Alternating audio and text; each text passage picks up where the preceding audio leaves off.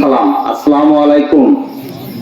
আমি যাই বলবো আমার এই প্রার্থী ভাই হিসেবে নয়, একজন গ্রামের একজন ভালো প্রার্থী হিসেবে বলবো।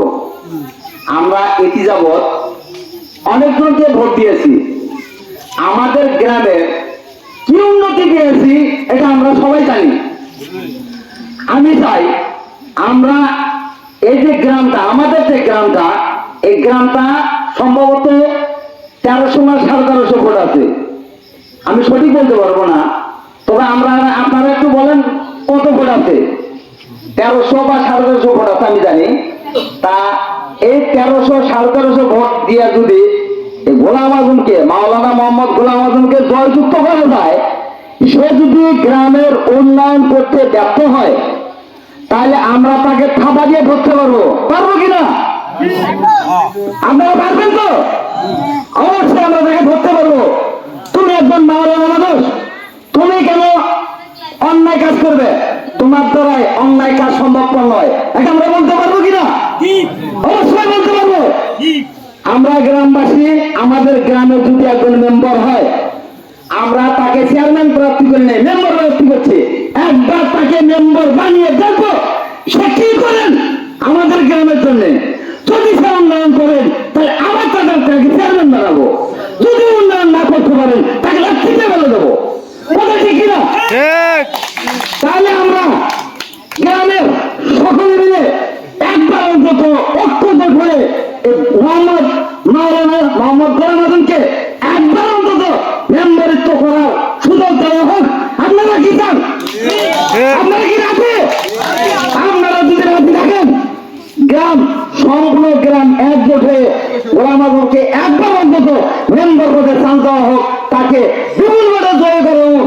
আমি দেখতে চাই যে আমাদের গ্রাম, আমি তার ভাই হিসেবে নয়, আমি আপনাদের গ্রামের একজন হিসেবে বলতেছি, তাকে একবার মেম্বার করা হোক। আপনারা কি বলেন?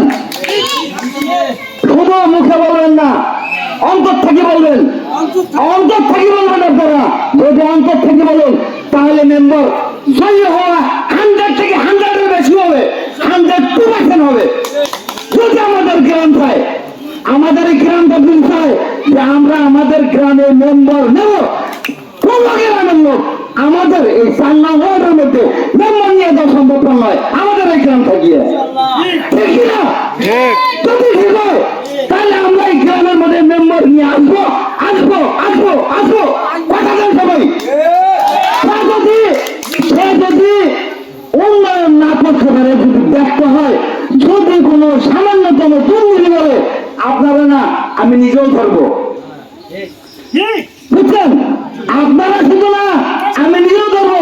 আমার যে বড় ভাই আছে আব্দুল মান্নান, সেও ধরবে।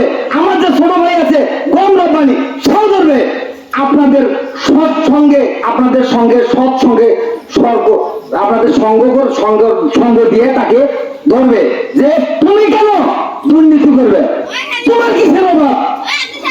যার যেটা প্রাপ্য সেটাই তাকে দিতে হবে, একটা দুর্নীতিও করা চলবে না। এটা কিন্তু আমরা বড় তাকে বলতে পারবো।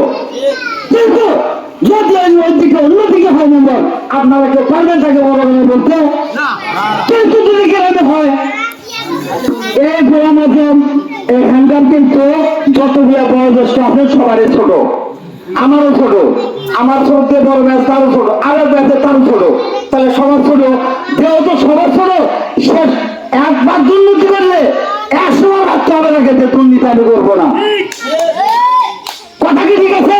যদি একদম দুর্নীতি করার ইচ্ছা হয়, তাকে 100 বার ভাবতে হবে। আমার ভাইয়েরা সবাই সৎ, কিন্তু আমার দুর্নীতি করা চলবে না। আমি অনুরোধ করতেছি আপনাদের, অনুরোধ করতেছি, একটাবার গ্রামবাসী একবারের জন্য শুধু একজন ঐক্যজন হয়ে একবার গ্রামের মধ্যে মেম্বার নিয়ে আসেন, দেখান উন্নত হয় কিনা।